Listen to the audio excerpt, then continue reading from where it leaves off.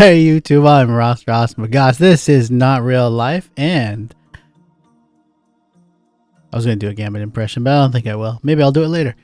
We are back, and we are going to interrupt all my weapon overview videos, which I know are late. Thank you for noticing. But it's Gamescom, apparently. I missed the memo. But Capcom did not, and they delivered. And we've been waiting a long time for this, baby. A month. But I'm excited. If you have seen the trailer like I have already, you already know some of the reveals here. We have brand new monster, brand new face reveal of an existingly known brand new monster, and a completely new locale. These are, I forget what they called it. Well, they're gonna say in the video, and we'll get to that part. So let's just go ahead and start this trailer, and we'll start breaking it down frame by frame as we go through. May contain content inappropriate for children. So right off the gate, start off in the, what do they call it? The Scarlet. I can't remember. Let me double check. The Scarlet Forest. Brand new locale.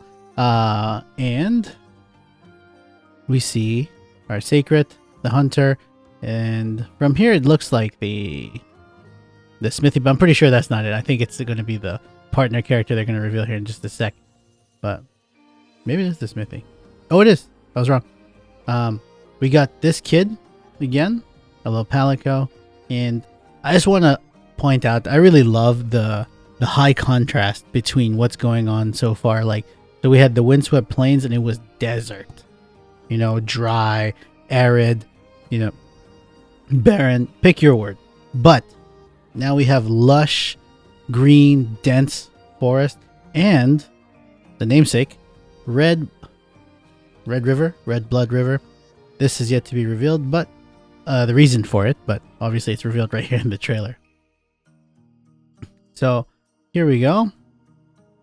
There we go. Lala Barina. We're going to keep that in mind. I think this is a... I was going to say it's the partner character, but the voice is different.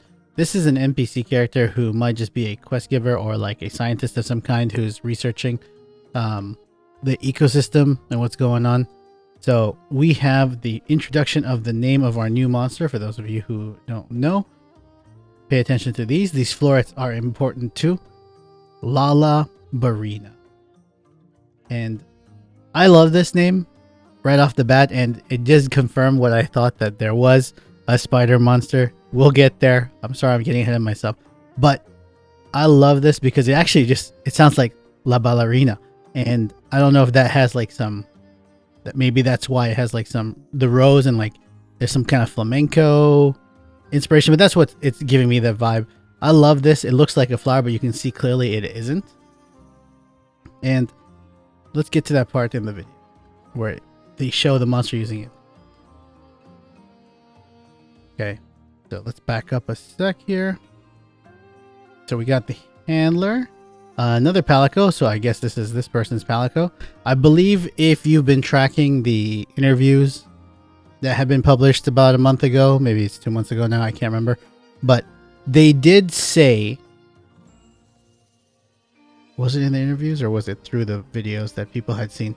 I can't remember if it was through the demos that people had seen at the previous, like at Summer Games Fest, the closed demos, or the Japanese YouTubers who got the closed access to the video and they got to watch it once, or it was just in interviews. But they did reveal that partner characters are going to come back, so you can play multiplayer without playing multiplayer, a la Monster Hunter Rise and Sunbreak. But instead of it just being one person, it sounded like now you can have up to 3 people and just be, soloing, quote unquote, soloing. So this is our first partner character. I don't believe they revealed their name. Hey, quick interlude here. This is future Ross, and I realized after I was doing the editing, I completely forgot to look on the website for the NPC character who was helping us out and her Palico. So I'm inserting this here. This NPC is actually named Olivia, as you can see pictured here, a hammer-wielding member of the Hunters Guild Forbidden Lands expedition team. She previously took on special missions from the guild but has since been assigned to the Forbidden Lands. She can assist the hunter as a support hunter during quests. And we have her adorable badass Palico Athos, I think that's how you say it, an elite long-haired Palico assisting Olivia. Not too much there, but I just realized I forgot to mention it because it is on the website. Enjoy these high-res images of both of these, and back to the video. Or her name. But we get the first look at this hammer. I've never seen this. It's a nice shiny, like, it's pretty simple, it's heavy, it's metal, and has a big flat surface to smash things with. And let's take a moment to enjoy this shot. Ladies and gentlemen, just enjoy this. And while it is beautiful for us, you know, in the safety of our homes, watching on our 3D, I said 3D, our HD monitors, and just enjoying the cool raw visual of like this giant red spider web in the red liquid. Imagine the horror of being somebody and you had to come across this, or the horror of you had to go out there and deal with this crap. No good, but it looks so good. Okay, and this is the first look at Lala Barina. Alright, for all of you spider haters, arachnophobes out there, it looks like Capcom did you a solid, and it technically does not look like a spider. We know it's a spider. I'm going to count the legs in just a sec, and I'm pretty sure even if it doesn't have 8 legs, I'm going to keep calling it a spider. But we got this nice mantis face, and all this, like, I don't even know what you would call this. I guess it's silk? It looks like hair. I can't see. I see one. Yeah, so it's only got 6 limbs. 1, 2, 3, 4, and then the big 4 limbs. Okay. So technically not a spider, but you know it's going to be called a spider. So Lala Barina, big insect. Actually, this profile looks really cool because it kind of actually looks like a person with the glowing part right here, and the little Wolverine claws are a nice touch. Everything about this monster, I'm sold. I remember the armor from the Charge Blade video. I love it. Okay, and let's just back up a bit here. I know I'm stopping a lot, but I assume you've watched the video and just looking to see what information other people are finding at this point. So look at this spinning movement. It is a ballerina, and I love that. I think the juxtaposition of something as horrifying as a, what is this, a 30-foot, 20-foot tall spider, insect, you know, but the grace of like being a ballerina at the same time is, it's like a nice play on things. And you can see, like, you know, the very jagged, sharp edges of the limbs versus the soft look of the I'm just gonna call it silk at this point until we find out what it's actually called in the game. Bam, and the freaking needle, so that's cool too. You know there's gonna be some kind of status elements. Maybe it's a multiple status monster that, of course, has yet to be revealed what those statuses are exactly, but I think we can safely assume one of them, and it'll show up in another shot here in just a sec. And this is exactly what I was talking about a second ago. The juxtaposition of creepy, cool, dangerous, and elegant is the same in the armor. They did an excellent job with this, visually speaking, design-wise, and the fact that it can change color and it blooms like a flower. I think this is sick, you know, it's so cool. Alright, so remember I was talking about the florets, so they mentioned it earlier. Clearly it's important, and this is something that's really good about Monster Hunter videos in general, where they show a lot of information in the video for you as the player. It's not just cool looking. I mean, it is cool looking, but it also explains things that happen. So clearly we're seeing a big attack, and it's setting a status ailment all over the field. And oh my god, look, and look at this. Freaking, it's like ballerina spinning as a trapeze artist, stripper pole dancing. Okay, and oh, sorry about the quality there. But so we have the aggroed state here, and look at this. Look at this attention to detail. It looks like the little leaves at the bottom of a rose. Okay, So our greatsword user here is about to run here to the left, and watch carefully because if you weren't paying attention, you're gonna miss it. He rolls, hits the florets, they disappear, and he's paralyzed. Falls down, and he's about to eat it. Oh, they didn't show it, but he was gonna eat it. This looks like they're confirming Turf Wars are returning. I don't know if they said that already, or if they... well, I guess they did show that with Balahara's ganging up on Doshagumas, but here's just another look at a different Turf War. Okay, partners coming to the rescue. And looks like they completed a mounting attack just there. But let's take a sec to look at... do we see anything on their armor? The Sacred flies by.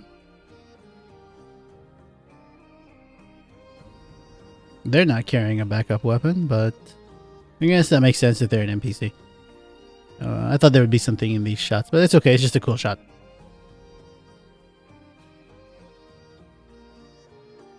Take a second here. Just admire the detail. The reins, the hammer. I wonder if we'll be able to make this armor set too, or if that's only for this NPC.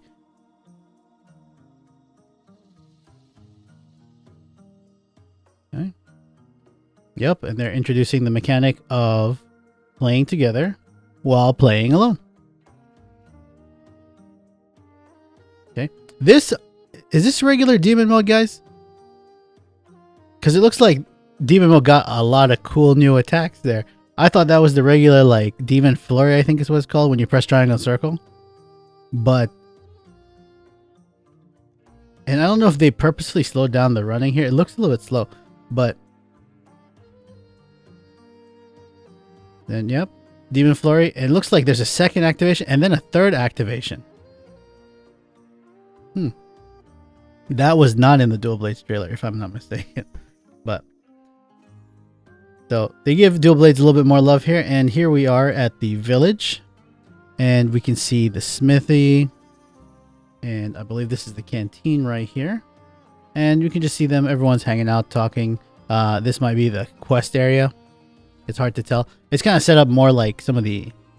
it reminds me of the like older ones. Like I was playing Generations Ultimate. The layout of the base seems similar. Yeah, let's see. This is a pretty nice armor. It's pretty cool, but it's not like too crazy, and it just fits. It kind of gives you that like official feel. What's the word I'm looking for? It's like when you have the ingot armor, and or in Rise, I forget what it was called. There was like an armor that made you look like a knight. And so it's official like that, like a police officer or something like that. Not official like it's made by Capcom versus a fan or something like that. That's what I mean, like an actual like official who's doing their duties or something. So it looks like this isn't even the main camp. They're just getting their base camp started or their forward operating base set up. So based on the dialogue. But it looks pretty cool. Pretty big. Here we are back at the windswept plains, I think is what it was called. Get to see some more NPCs. A lot of people just walking around. Look at all these. And this is, I'm just stopping this just so we can admire the detail. I love that the Palicos are still working the kitchen and getting everything squared away. I like this hat. I think it's really cute. But there is a lot of stuff going on here, and hopefully there's going to be a demo where we can just walk there and see it ourselves in person instead of just looking at this shot over and over. But here we got some meats being cured. Looks so good. And then we get a shot here of the village elder, and they bring us knowledge of what everybody's calling Thor Magala. Yep, find shelter. For now on, I'm going to call this the Rude Sandstorm. Because he's going to fight you and bring the sandstorm. Could you not? No. The Rude Sandstorm. Cringy, yes. But I love it. And just another call out here. These markings are... I don't know if I've released this video yet. By the time. Because this video is going to jump the queue compared to the other videos where I was doing the weapon analysis. But the Lance video has Yeah, the Lance video. The shields look like this. Obviously, they're like more refined because it's made out of metal, and it has these same features. And eventually, I get to it in another video, but you realize it's the Balahara armor and weapon set for the Lance.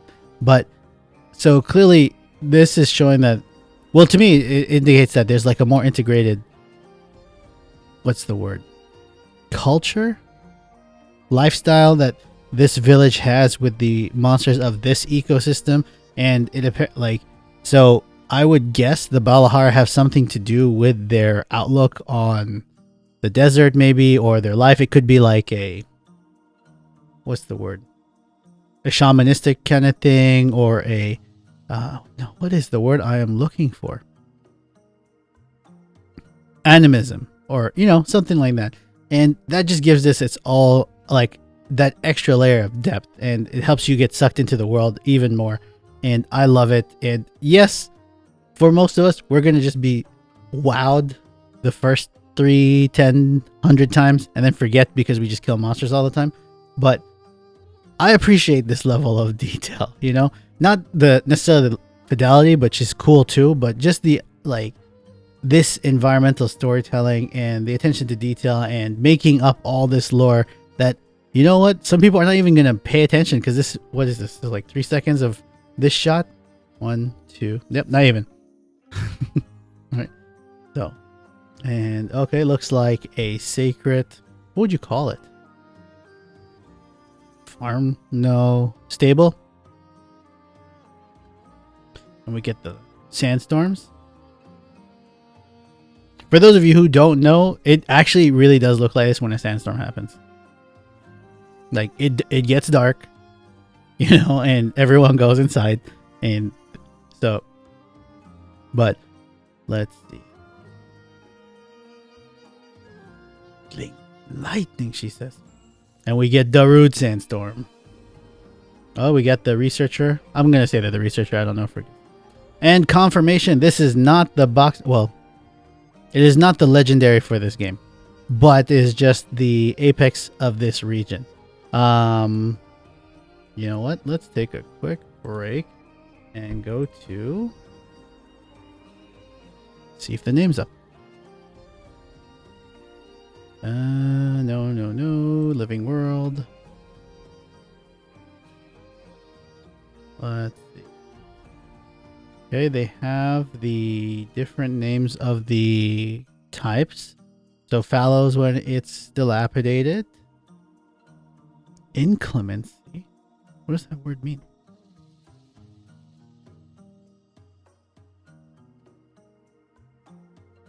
Unaccountable. Formal. The fact of weather being unpleasant, cold, and wet. Excellent word. And the time of plenty. We got herds. Where are the... Oh, yep, we got some more data. Let's take a look. No. Okay. A little bit. The Scarlet Forest. Following the river found in the Windward Plains will lead you to the verdant Scarlet Forest, with its towering trees and abundant water. As you take your first steps here on your journey, your eyes are drawn to the peculiar red-colored water found on the forest. Oh, they have a section for the inhabitants too. What is more? Okay, Windward Plains. Okay, it's showing that. Okay, here we go. Ray Dow. Huh. Is that how you say that? Let's take a moment to admire this too. This guy looks sick. He kind of reminds me, what's that monster called? Sergio's? The really spiky guy who does the dive kicks. But clearly he's a lightning guy. Clearly is not a Magala, doesn't have front limbs, but it is a flying wyvern of some kind. From the look of it, it must be this region's the line in the trailer. A flying wyvern that rules the Windward Plains as its apex predator. adapted the lightning that accompanies the sand tide. Okay, that's a cool word for it. With most sightings having occurred during the storm. Its ability to discharge electricity in powerful attacks pose a threat to even the most experienced hunters. Habitat. This brings us back to the Windward Plains. Oh, we have the name of the village. Kunafa Windsong Village. Settlement located in the Windward Plains, home to the sacred. The cheese produced by the livestock the people here keep is an essential part of their diet. Interesting.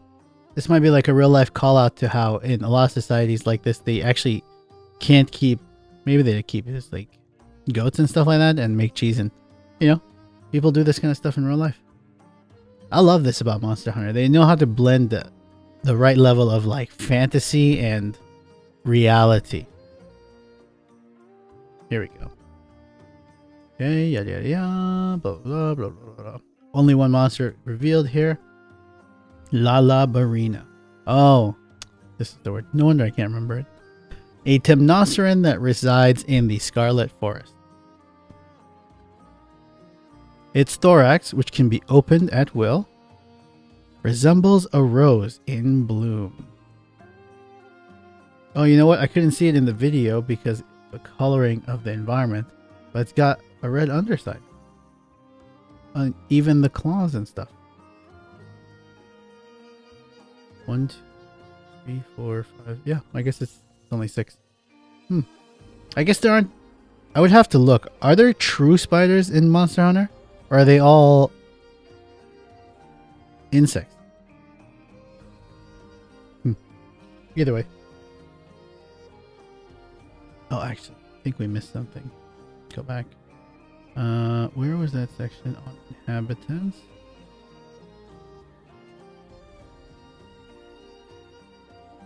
Make sure I didn't miss anything. Oop.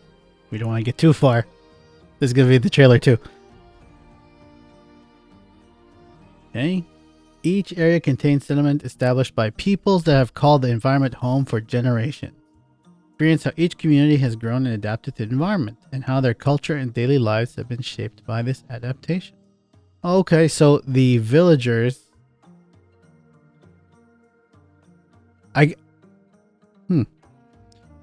So they're going to play this up more in our quests, I think. And this already happens in the regular Monster Hunters, like we've already had, where, you know, when you get a quest and you read the little, what's the word, flavor text, you know, to describe it, and they'll be like, hey, you know, I was out doing this and I got attacked by Rajang. Can you go put him in his place? That flavor text. So maybe this will just help bring that out, because we'll see them, you know, they're out there living their lives, helps make the world more real for us. And in this case, you know, we're probably helping them protect these settlements, because they're going to need help if freaking Ray Dow and Lala Barina, I was going to say La Barina, Lala Barina are just around. I mean, why wouldn't you stop those things if you're one of these people, or need someone to stop it for you? Now we got more about expeditions, but let's come back to this later because there's some of that in the video.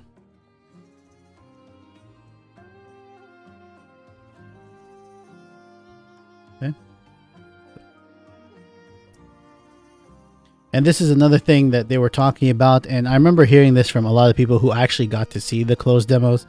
Go watch Dear Gamer. He had a really good video talking about it, because he got to go. Well, he got to go. Yeah, he was there, and he saw the video, and he was talking about how the quest structure is different this time around. It sounds like it's not like, I'm sure there are going to be some where you go to a board and you just pick the quest and then you go out there, but it's not like you pick a quest, you have to load the zone, and then the quest starts and the timer is already running. You have to actually go out there, and then once you get to the objective, or within a certain proximity, I guess, of the objective, in this case Ray Dow, you're gonna get your handler, or in this case I think it was the village elder who was talking, because it doesn't sound like the handler, but they give you, hey, guild permission granted to commence mission, and then the timer starts then. This took me a couple of times to watching to notice what was happening, but I was like, he just blocked that. And then I didn't realize that, like, hang on a second. Actually, I think this is a perfect block. Yeah, you see that? It's like a little white flash right there. This thing is huge. Oh, my bad. Okay, like, look at the size of this thing. We'll estimate the hunter is what, 6 feet? Because, you know, fantasy setting, he has to be at least 6 feet. Like, 1, 2, is at least 18 feet tall, maybe even more, you know, not counting the tail length. So this thing is giant.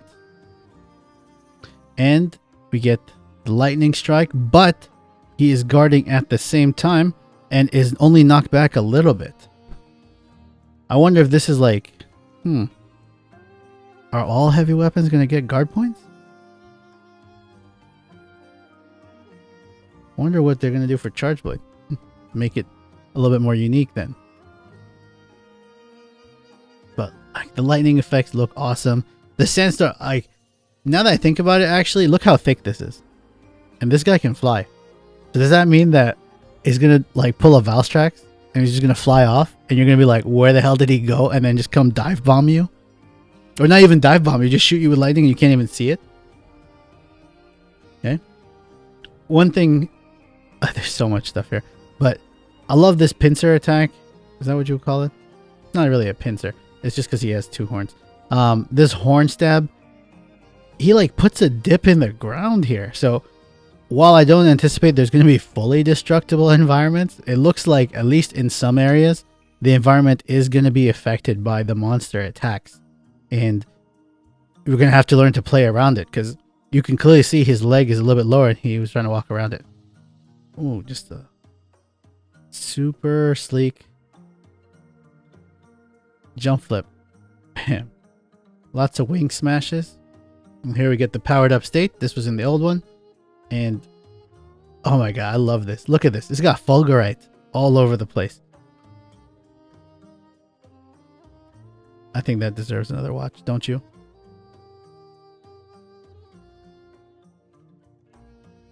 Zap.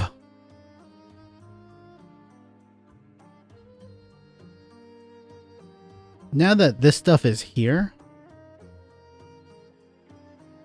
can we use this as an environmental attack? Dude, look at that. Imagine if you were this person in real life. Just being like, oh god! Trying to save your life. Superman diving, cover your head, and surviving just by the skin of like your pants. But look at this. But what I'm trying to say now is actually like, so it leaves these Fulgurite stones. And would you be able to then, if you, well, you can't clutch the monster, but if you, do they keep that mechanic at all? They didn't. So you can't wall bang the same way they did before, but they still have slinger bursts, I think. Or was it just the one ammo type? I don't think they actually showed that. I'm imagining things now. Can you, I guess, protect yourself from zaps at least, or things like that? Or if you position your clash correctly, you can interact with these? Or at the very least, can you just run up and jump off of it for like some mounting attacks? We go back to Lala Barina, and I think this time we got the switch axe in video, and oh, we got a hunting horn in the back.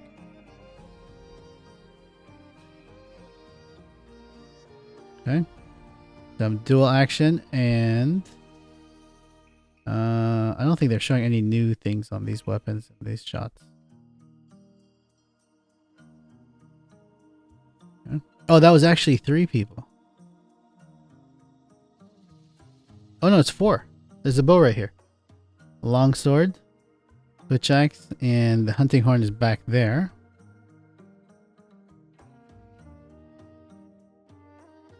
What was this attack? Is this one of the new ones?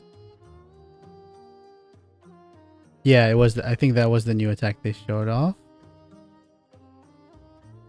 Is this the same attack that they ended the switch axe video with when, but not amped? Because when it was amped, it like spun around 2-3 times and then exploded. Well, they're not going to show us that yet. It's too soon. We must find out for ourselves. Okay, we got Doshiguma getting beat up on with a couple hunters here. What is this? Am I seeing something? Oh no, there's a guy back there. Okay, it looks like an insect glaive. This is our first look at the camps, and for those of you who are unaware, also in the closed Summer Games Fest demos or the closed session Japanese influencer video, I guess, I don't know what to call it, they did say that monster camping is going to be different. Base camps are going to be different, and instead of having set locations, it seems like maybe you can just kind of build them wherever. It's not super clear to me what it is, because they also mentioned that depending on where you build it, there's a possibility if there's high monster traffic, you could come back to the camp and the camp is busted. So it makes me wonder how that's going to affect the gameplay, or you're just going to have to go find another place to set it up, because I think with the quality of life changes, like in World, where you could go into one of the camps and just change your armor set as long as you had it saved, and then in Rise, as long as you went to the thing, you could actually just set gems and stuff like that from on the fly. So I doubt they're going to go back from that. But if the camp gets destroyed, I imagine there must be some kind of drawback to it. And it can't just be like, so, okay, whatever, I'll just set it up again. You know? But the camp looks cute. The cats are there. Alright. Gilly Mantle confirmed, and we get to see a... Do they call it a back attack? A sneak attack? Whatever it is. A riposte. Boom with the dual blades. I love that. The cat's voice, so for all of you who hate it, I'm sorry. I love it. I'm gonna love here. Get a load of these claws. It doesn't... I think it's hilarious. I love this thing. Alright. And Chupacabra still getting his butt whooped. Okay. I think that was also shown in the weapon trailers for the longsword. And we got a shield clash. This... I'm not sure what's going on in this video. So they're clearly mining, right? Or they're picking up ore and stone fragments to... I guess it would be for resource harvesting. But there's a sacred over here. This shot is out of context. I'm pretty sure this is like a cutscene, like a story cutscene. And so I would imagine maybe there's like some kind of thing where we're out here and we have to help them get the stuff back to camp. Maybe they're just talking about the local economy of the... I completely forgot the name of Kunafa village. And it's just a nice little touch. Like, I love that they're using these guys, to show that they're domesticated. But it is not really clear what's going on for me in this video. So if you all have any ideas or guesses better than this, let me know. Alright, we get the shot of the people again. Here are some women gathering water from, I guess, the river. Or like the local watering hole. I love that these... I guess it makes a lot more sense with Ray Dow that there are like these lightning rods all over the place. But, it's just another cutscene here. This is probably maybe just the introduction to the village. Or, again, it could be something more story related. It's hard to say.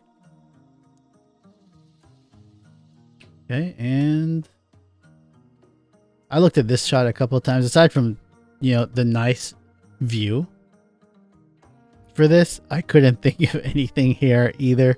But get the Windsward Plains again, and we get to see those lightning towers a little bit better. Maybe this is the path to the Scarlet Forest, because it's all mountainous over here, and I could understand. I could imagine. Understand's not the right word. I could imagine that the water's coming out here, and it's just kind of like through a river, and we got to go through the crevices and that kind of stuff, and we'll get to the forest. But it's just a nice shot. Okay. And I know I'm not the only person, but tell me I'm not the only person who was like, okay, I'm ready. What's the date? What's the date? And of course, the date is not ready. It's just 2025 still. But and we get our first cooking at base camp, and that made me really happy. For all of you who can't hear my video, if you haven't seen the actual video, right when he puts it up, fades to black, and you hear "so tasty," and yeah, it's goofy, but like it's really part of the game. And like I was really sad to find out because I knew it was in the older ones, but when I played World, it wasn't in there, even though they kept the music. So you just see the little text pop up on the screen here where the handler's like, so tasty. I was like, no, I need to hear the words, okay? We get a slight look into the camp. I don't think I can see anything, but like, look at this meat physics. Is that what you would even call it? He's grilling like these ribs. They look so good. Okay, yep. On all consoles that can support it. Don't forget you get the special DLC bonus for having the data. And I believe that's the whole video. So now it's starting up again. Yeah. But the stars of the show are definitely gonna be Lala, Barina, and Ray Dow, and like where is it? And the Scarlet Forest. There's like this whole area just looks amazing. And I guess they did show this actually in the older trailers because it's the Green Forest area where they're hiding behind the bush and the hunter like braces the handler. It's like, hey, kind of stay down moment. But just it looks so good. I wonder if you get caught in these too. You know, a similar effect to like when you get stuck in mud or like you get in the special ice that like Volcano or Frostfang Barioth put down on the ground, and you kind of like get stuck. You gotta like trudge out of there. So maybe you can get caught in the webs too. Hard to say. Oh my god, I'm so stoked to see this and fight this monster. Alright, well, that's it for this trailer analysis, breakdown, discussion. Let me know if I missed anything. Let me know if you have any theories about something that's going on here. And you know what? Actually, I started the outro, but let's check the website one last time before we finish. Okay, Living World. Nope. This went back here.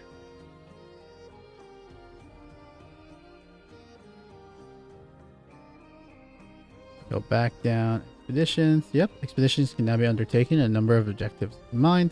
Additionally, any monster currently in the area can be targeted at any time in order to start a new quest.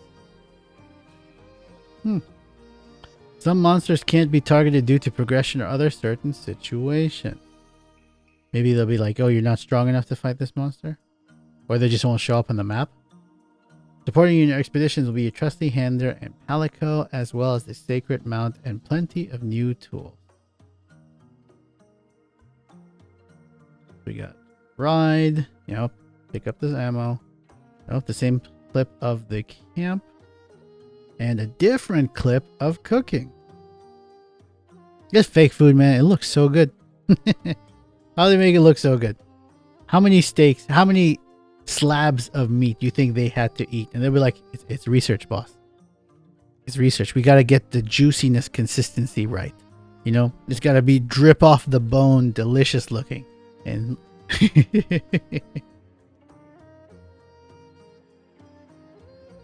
all right, but all right, for real this time. Thank you so much for sticking out with me in this trailer analysis and breakdown, and let me know what you think down in the comments. Please do all those YouTube CTA things that we all know what to do for me, if you would. And God, I'm so distracted by this visual. It's like even the light coming down, you know, it's darker at the bottom, the contrast, you can see that the spotlight is coming down. It's like, you know, she's a dancer. I'm Ross Bogas. This is Not Real Life. Thank you for joining me, and I'll see you guys in the next one.